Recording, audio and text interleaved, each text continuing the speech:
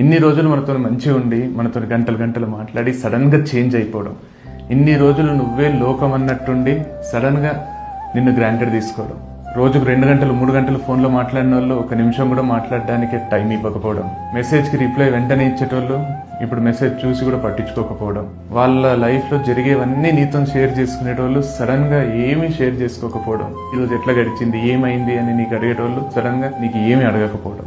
అంటే నువ్వే ప్రపంచంగా బతికిన వాళ్ళు నిన్ను వాళ్ళ ప్రపంచంలో నుంచి మెల్లమెల్లగా డిలీట్ చేసే ప్రాసెస్ ఉంటుంది చూడండి, ఆ చేంజ్ అవుతుంటారు చూడండి.